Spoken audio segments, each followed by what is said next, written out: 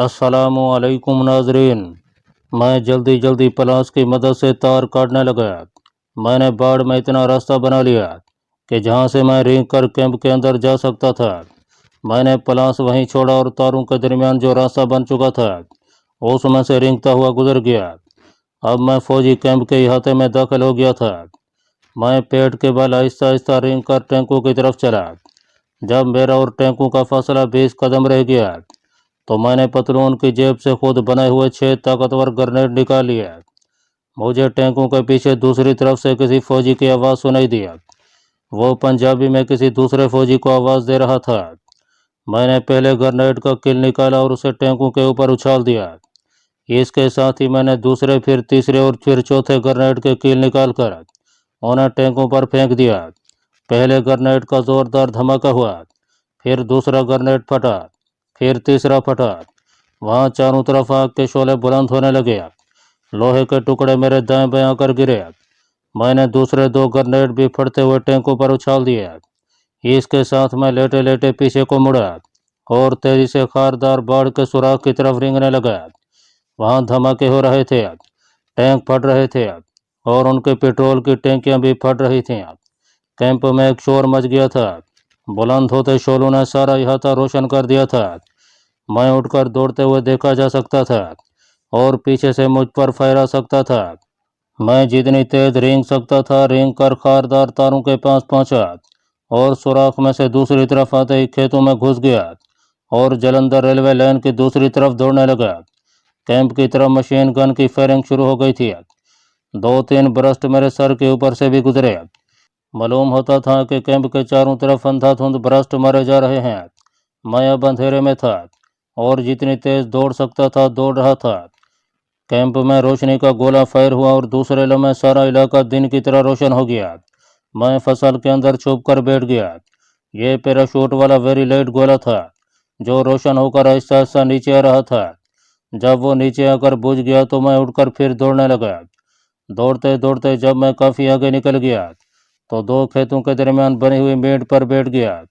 ज़रा सांस दुरुस्त हुआ तो मैं उठकर तेज तेज रेलवे लाइन की तरफ चलता गया। रेलवे लाइन पार करके मैं दूसरी तरफ वाले खेतों में घुस गया। मैंने पीछे देखा। कैंप में अभी तक थोड़े थोड़े शोले उड़ रहे थे, धमाके नहीं हो रहे थे। कम अज़ कम मैंने दुश्मन के 6-7 टैंक ज़रूर तबाह कर दिए थे। जिस सिमत में जा रहा था उसके बारे में मुझे बचपन ही से मालूम था कि उधर गुरदासपुर और बटाले का इलाका है। स्कूल के ज़माने में हम उन मैदानों में आकर दौड़ने लगा करते थे और पतंगे उड़ाया करते थे। अब मैं ये चाहता था कि जनूब मशरक़ की जानब जितनी दूर जा सकता हूँ चला जाऊँ। फिर बटाला गुरदासपुर की रेलवे लाइन अबूर करके मजेड़ कस्बे के ऊपर से होता हुआ अमृतसर के कंपनी बाग के शुमाल में निकला। वहाँ मैं अपने साथी मुजाहिद जहांगीर के घर पहुँच सकता था।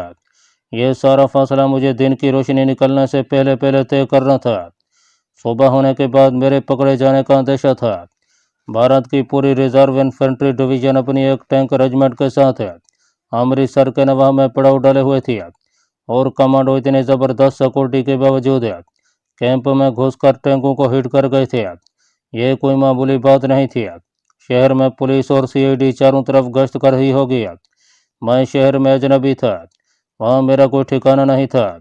पुलिस मुझे सुबह में पकड़ सकती थी, इसलिए ज़रूरी था कि सूरज निकलने से पहले पहले मैं अपनी मंजिल पर पहुँच जाऊँ। मैं खेतों खेत चलता गया, अंधेरे से अपना रुख कस्बा मजेठ की तरफ कर लिया था। रात का अंधेरा मुझे छुपाए हुए था। आखिर मुझे अमृतसर से गुरदासपुर जाने वाली रेलवे लाइन का सिग्नल दिखाई दिया। मैं रेलवे लाइन पार करके एक मैदान में दाखिल हो गया। यहाँ एक गांव के करीब से गुजरा जहाँ मकानों पर अंधेरा छाया हुआ था। कोई कुत्ता दूर से भौंका और फिर चुप हो गया। जिस वक्त अपने कश्मीरी मुजाहिद जहांगीर के मकान पर पहुंचा तो पूप फट चुकी थी और बड़ी सड़क पर गर्मियों की रात को लारी अड्डे के बाहर सोए हुए उठ रहे थे। एक बूढ़ा सिख गुरु नानक जी की बानी पढ़ता गुरुद्वारे को जा रहा था। शहर के मंदिरों से पूजा पाठ की, गुरुद्वारों से शब्द कीर्तन की आवाज़ें आ रही थीं। सुबह की ठंडी हवा चल रही थी। जहांगीर के मकान का दरवाज़ा बंद था, मगर उसने दरवाजे को अंदर से चटकनी नहीं लगाई हुई थी। मैं दरवाज़ा खोलकर अंदर दाखिल हो गया। वो चरपई पर से उठ खड़ा हुआ। खुदा का शुक्र है तुम आ गया। मैंने धमाकों की आवाज़ें सुनी थीं। मैं चरपई पर बैठ गया और उसे सारी रुदात सुनाई। वो कहने लगा, अभी तुम्हें यहाँ से बाहर नहीं निकलना हो गया। हम बातें करने लगे। थोड़ी देर में सुबह हो गई। मैं मकान के शयन के गुसल खाने में नलके के नीचे बैठ कर नहाया, कपड़े बदले। खेतों में रात के वक्त रेंगने से कमीज पर गीली मिट्टी के दाग पड़ गए थे। जहांगीर नाश्ते के लिए होटल से चाय वगैरह ले आया। मैंने उससे पूछा कि वो श्रीनगर कमांडो शेरवान के साथ ट्रांसमीटर पर किस जगह से बात करता है। मैं उससे बात करके मालूम करना चाहता हूँ कि आज़ाद कश्मीर की सरहद पर भारतीय फौज की पोजीशन क्या है। ट्रांसमीटर यहाँ से दूर एक खुफिया जगह पर है। इस वक्त तुम्हारा वहाँ जाना मुनासिब नहीं है। आज़ाद कश्मीर की सरहद पर भारत ने अपनी फौज बड़ी तादाद में जमा कर रखी है। इससे ज़्यादा भी किसी को कुछ मालूम नहीं है। मैं सारा दिन जहांगीर के मकान में छुपा रहा। उसका मकान वाघा अटारी बॉर्डर को जाने वाली बड़ी सड़क से थोड़ा हटकर था। जहांगीर मकान को बाहर से ताला लगाकर दुकान पर चला गया था। सड़क पर से भारी ट्रकों के गुजरने की आवाज़ें आना शुरू हो गईं। ये आवाज़ें दोपहर तक मुसलसल आती रहीं। जहांगीर अपने और मेरे लिए कुछ खाने को लेकर आया तो उसने बताया कि जीटी रोड पर वाघा की तरफ से मिलिट्री के कन्वॉय जा रहे हैं। उनमें इन्फेंट्री के ट्रक भी हैं और फौजी सामान से लदे हुए ट्रक भी हैं। लगता है आज रात कुछ होने वाला है। वो 25 अगस्त 1965 ईस्वी की रात थी। उस रात भारतीय तोपखाना ने आज़ाद कश्मीर के इलाके दर्रा हाजी पीर पर शदीद गोलाबारी शुरू कर दिया। 26 अगस्त को इंडियन आर्मी के पूरे ब्रिगेड ने आज़ाद कश्मीर की चौकियों पर हमला कर दिया। भारत ने बेपनाह फौजी ताकत के साथ उन चौकियों पर हमला किया था। उन चौकियों पर आज़ाद कश्मीर की सिर्फ एक एक कंपनी मोर्चा बंद थी। मुजाहिदों ने आखिरी गोली तक दुश्मन का मुकाबला किया। मार का खून रेस था। दर्रा हाजी पीर और बेडवरी की चौकियों पर इंडियन आर्मी ने पूरे ब्रिगेड और डिवीजन के तोपखाने की 8 दिनों की गोलाबारी के बाद कब्जा कर लिया। इस दौरान मैं अमृतसर से निकलकर श्रीनगर पहुंच गया था और कमांडो शेरवान के साथ मिलकर आज़ाद कश्मीर पर हमलावर फौज की सप्लाई लाइन को पहाड़ियों और घाटियों में शब खून मारकर जितना नुकसान पहुंचा सकता था पहुंचा रहा था। मगर भारत ने बेपनाह फौजी नफरी और साजो सामान के साथ हमले का आगाज़ किया था। हमारी इतलात बिल्कुल दुरुस्त निकली। भारत ने पाकिस्तान पर जरहाना हमले का आगाज़ आज़ाद कश्मीर से किया था। हुर्रियत परस्त कश्मीरी मुजाहिदीन ने मकबूजा कश्मीर को इंडियन आर्मी के लिए जहन्नम बना दिया था। मैं भी हुर्रियत परस्त मुजाहिदों से मिल गया था। हम इंडियन आर्मी के गोला बारूद और पेट्रोल के ज़ख़ीरे दिन दहाड़े उड़ाने लगे। हम इंडियन आर्मी के फौजी कन्वों पर हमले करते, पुलों को बारूद लगाकर उड़ा देते। अब हम छुप कर कमांडो एक्शन नहीं करते थे। भारत ने आज़ाद कश्मीर पर खुला हमला कर दिया था और वो पाकिस्तान पर भी हमला करने वाला था। कश्मीरी मुजाहिद भी मैदान जंग में खुलकर सामने आ गए थे। इंडियन आर्मी के दस्तों से हमारी खुली झड़पें हुई। हम मशीन गनें हर वक्त अपने साथ रखते थे। 29 अगस्त 1965 ईस्वी को जब भारतीय फौज रावलाकोट की तरफ बढ़ी तो उस वक्त पाक फौज मैदान में आ गई थी, क्योंकि भारतीय तोपखाने के गोले सीधे पाकिस्तान की सरहद के अंदर आ रहे थे। 30 अगस्त को भारतीय तोपखाना ने पूंछ की पहाड़ियों पर गोलाबारी किया, जिसके जवाब में आज़ाद कश्मीर के ब्रिगेड के तोपखाने ने जवाबी गोलाबारी करके छांब के लोहे और सीमेंट के बंकरों को बुनियादों तक से हिला डाला। पाक फौज ब्रिगेड बर्क रफ्तारी से पेशकदमी कर गया। 1 सितंबर को दिन के 10 बजे तक इंडियन आर्मी की चक, पंडित मनावर, झंडोरा और बरसाला चौकियां पाक फौज के गाजियों के पांव तले रौंदी जा चुकी थीं। भारत फ्रांस से खरीदे हुए असले और टैंकों से हमारे दस्तों को रोकने की सरतोड़ कोशिश करता रहा, मगर शाम तक पाक फौज ने देवा पर भी कब्जा कर लिया। आसमान पर भारत के 4 लड़ाका हथियारे नमूदार हुए। वो एडवांस करते पाकिस्तानी दस्तों पर आग बरसाने लगे। एन उस वक्त पाक फिजाइया के 2 शाहबाज पाकिस्तान की तारीख का पहला फिजाई मार्का लड़ने के लिए छांब के आसमान पर पहुंच गया। पाकिस्तान के 2 हथियारे थे, जिनका मुकाबला दुश्मन के 4 वैम्पेरों और 2 कैनबरा हथियारों से था, जो बरतर हथियारे थे। मगर पाकिस्तान के शाहबाज कहर बनकर दुश्मन के हथियारों पर टूट पड़े और देखते देखते चारों वैम्पेरों के फिजा में परखचे उड़ गया। कैनबरा हथियारे भाग गया। 2 सितंबर को पाक फौज के दस्ते दरियाई तवी पर पहुंच चुके थे। शाम तक दरियाई तवी पार कर लिया गया।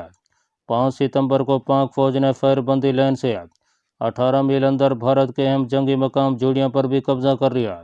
अब पाक फौज के तोपखाने के गोले अखनौर में गिर रहे थे। भारतीय हाई कमांड में वावेला मच गया। आज़ाद कश्मीर के महाज पर भारतीयों को शिकस्त फाश का सामना ही न करना पड़ा, बल्कि उनके हाथ से मकबूजा कश्मीर निकला जा रहा था। चुनाचे 6 सितंबर की सुबह भी नहीं हुई थी कि भारत ने ऐलान जंग किए बगैर पाकिस्तान पर हमला कर दिया। रकबे के एतबार से भारत के मुकाबले में 3 गुना छोटे मुल्क पाकिस्तान पर यह बहुत बड़ा हमला था। ये हमला 3 तरफ से 3 डिवीजनों से किया गया। इन 3 डिवीजनों की मदद के लिए भारत का नंबर 23 माउंटेन डिवीजन साथ था और एक इन्फेंट्री डिवीजन पूरी टैंक रेजिमेंट के साथ अमृतसर के करीब पाबा रका मौजूद था। यह वही डिवीजन था जिसके टैंकों को मैंने कमांडो अटैक से उड़ाया था। पाकिस्तानी फौज के शेर दिल जवान गाफिल नहीं बैठे थे, अगरचे उनकी नफरी 3 के मुकाबले में 1 की थी और भारत के मुकाबले में फौजी साजो सामान भी बहुत ही कम था। लेकिन पाक फौज के जवानों के सीनों में ईमान की हरारत बिजली की कड़क बनकर दुश्मन पर टूट पड़ी और पहली ही झड़प में मैदान भारतीय फौजियों की लाशों से अट गया। भारतीय अफसरों और सिपाहियों की लाशें एक दूसरे के ऊपर पड़ी थीं। दुश्मन के टैंक जल रहे थे। पाकिस्तान के तोपखाने ने वैगा से अटारी और अमृतसर तक क़यामत बर्पा कर दी थी और भारतीय हाई कमांड के लाहौर पर दिन के 9 बजे तक कब्जा करने के नापाक अज़म खाक में मिल चुके थे। लाहौर जंगी तरानों से गूंज रहा था। सारी दुनिया के जंगी वक़ाए निगार चश्मे हैरत से देख रहे थे कि पाकिस्तान की छोटी सी फौज ने भारत की इतनी बड़ी फौज को किस तरह शिकस्त से फाश दी है कि पहले रोज़ इंडियन आर्मी ने जहां हमला किया था, जंग के आखिरी रोज़ वो उससे भी पीछे भाग चुके थे और पाक फौज ने दुश्मन के अहम तरीन कस्बे खेम करन पर भी कब्जा कर लिया था। हमें मकबूजा कश्मीर में जंग की एक एक रिपोर्ट पहुंच रही थी। पूरी वादी कश्मीर पाकिस्तान जिंदाबाद के नारों से गूंज रही थी। भारत के सरहदी शहरों से हिंदू सिख मकान खाली करके दिल्ली और बम्बई की तरफ भागने लगे थे। भारतीय वजीर आजम लाल बहादुर शास्त्री ने अक़वाम मुत्तहिदा को हाथ जोड़कर कहा कि किसी तरह जंग बंदी कराई जाए। चुनाचे 23 सितंबर की सुबह 3 बजे फायरबंदी हो गई। भारतीय हाई कमांड ने पाकिस्तान से अपनी शिकस्त का बदला लेने के वास्ते कसियानी बिल्ली खंबा नोचे पर अमल करते हुए कश्मीरी मुसलमानों पर अपने वहशाना मज़ालिम तेज़ तर कर दिया। कश्मीरी मुसलमानों के गाँव जला डले, निहत्ते देहातियों को बेदरीग शहीद करना शुरू कर दिया। हुर्रियत पसंद मुजाहिदों ने भी भारतीय फौजियों पर दिलेराना हमले शुरू कर दिया और अगर एक कश्मीरी मुसलमान शहीद किया जाता तो उसके मुकाबले में हम कम अज़ कम 6 भारतीय फौजी हलाक कर डालते थे।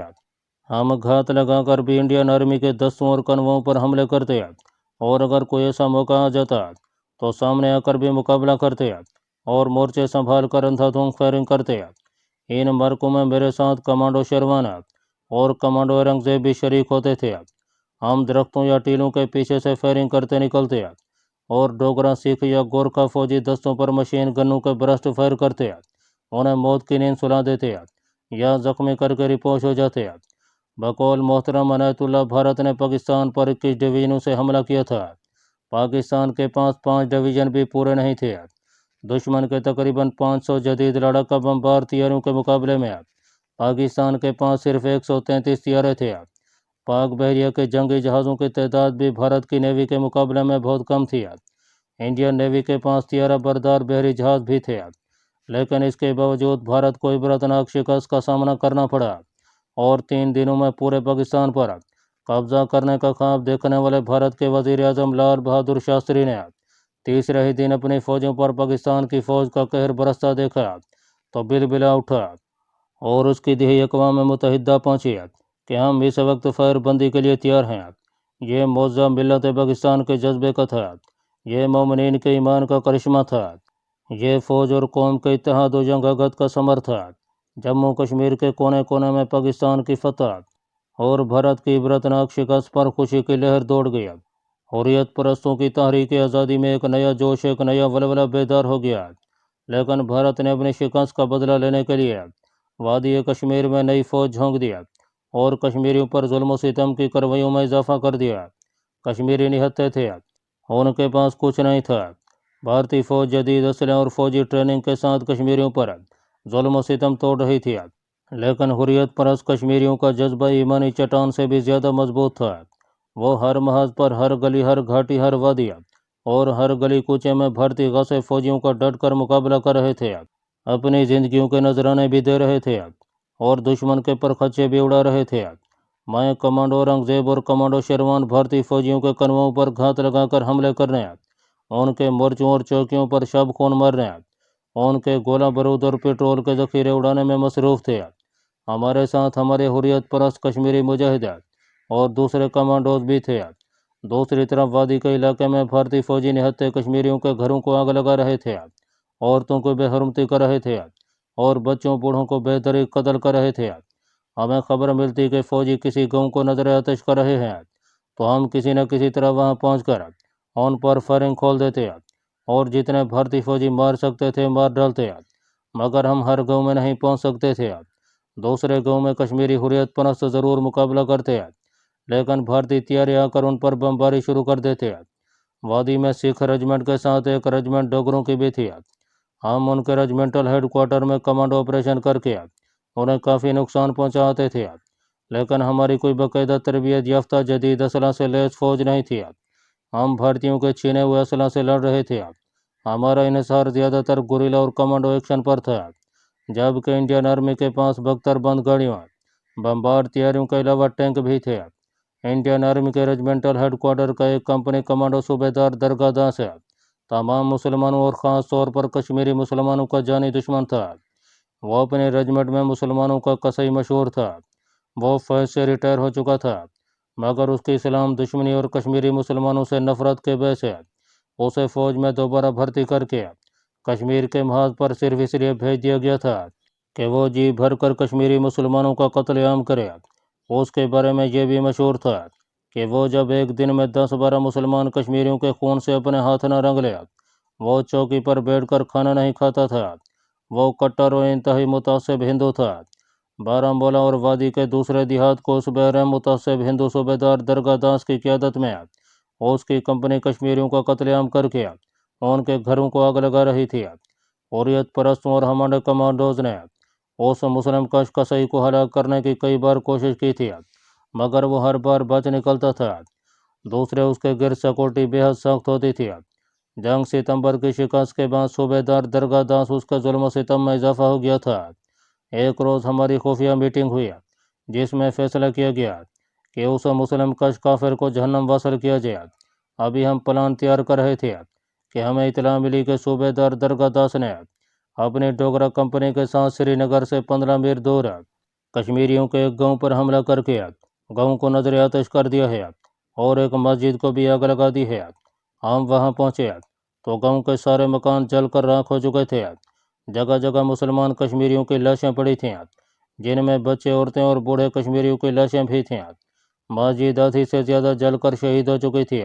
हमारी आंखों में खून उतर आया। मैंने कमांडो शेरवान से कहा, सर, मैं इस शहीद मस्जिद की हुर्मत की कसम खाता हूँ कि जब तक सूबेदार दरगाह दास को हलाक नहीं कर लूँगा, चैन से नहीं बैठूँगा। कमांडो शेरवान ने मुझे अपने साथ चले आने का इशारा किया। कमांडो औरंगजेब भी हमारे साथ था। हम अपनी खुफिया कमीगाह में आ गया। हमने उसी वक्त अपने खास आदमी को रेजिमेंटल हेडक्वार्टर ये पता करने के लिए भेजा कि वो ये मालूम करे कि सूबेदार दरगाह दास उस रात को जिस बार्क में सोता है उसका महल वकूफ़ क्या है। हमारा आदमी उस वक्त रवाना हो गया। उसने 2 घंटे बाद आकर हमें इतला दिया कि सूबेदार दरगाह दास हुर्रियत परस्त मुजाहिदों से एक झड़प में जख्मी हो गया है। उसके शाने में गोली लगी है और उसे उसकी ख्वाहिश के मुताबिक उसके शहर अमृतसर भेज दिया गया है। ये भी मालूम हुआ कि उसे सुबह सुबह इंडियन मेडिकल कोर का एक हेलीकॉप्टर अमृतसर ले गया। कमांडो शेरवान ने मेरी तरफ देखा और कहा, अब तुम्हारा क्या फैसला है? मैंने कहा, कमांडर, मैंने अल्लाह ताला के घर के सामने खड़े होकर कसम कही है कि जब तक उस दरिंदा सिफत मुतासिब सूबेदार दरगाह दास से सैकड़ों बेगुनाह मुसलमानों के खून का बदला नहीं लूँगा, चैन से नहीं बैठूँगा।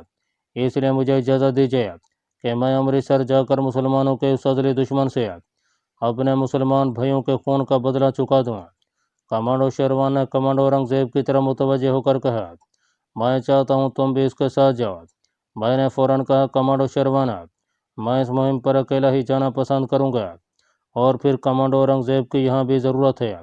मैं नहीं चाहता कि यह कश्मीर का महज छोड़कर मेरे साथ अमृतसर जाए। दरगाह दास के लिए मैं अकेला ही काफ़ी हूँ। सिर्फ मुझे उसकी तस्वीर अगर कहीं से मिल जाए तो दिखा दीजिए। जैसा कि मैं पहले बयान कर चुका हूँ, कश्मीर में हमारे आदमी जगह जगह आज़ादी कश्मीर के काज के लिए काम कर रहे थे। हुर्रियत परस्त और कश्मीरी कमांडो अगर इंडियन आर्मी की तोपों और बमबार तैयारियों के खिलाफ बरसरे बेकार थे, तो हमारे जासूस दुश्मन के पेट में घुसकर अपनी जान हथेली पर रखकर हमें उनकी पल पल की खबरें लाकर दे रहे थे। कमांडो शेरवान ने एक आदमी की ड्यूटी लगा दिया कि वो जैसे भी मुमकिन हो सूबेदार दरगाह दास की एक तस्वीर मुहैया करके दिया। उस आदमी ने 2 दिन लगा दिया। तीसरे दिन शाम को वो सूबेदार दरगाह दास की पासपोर्ट साइज की एक तस्वीर ले आया। ये ब्लैक एंड वाइट तस्वीर थी और किसी फौजी महकमे के रजिस्टर या फाइल से फाड़ कर उतारी गई थी। मैंने तस्वीर को गौर से देखा। ये सूबेदार की वर्दी वाले पुख्ता उम्र के आदमी की तस्वीर थी, जिसकी राजपूतों जैसी बड़ी बड़ी मूछें थीं, दाढ़ी सफ़ा चढ़ थी, चेहरा भरा भरा था, आंखों से संगदिली और बेरहमी टपक रही थी। मैंने तस्वीर अपने पास रख ली और कमांडो शेरवान से कहा, मैं आज रात को ही अमृतसर रवाना हो जाना चाहता हूँ।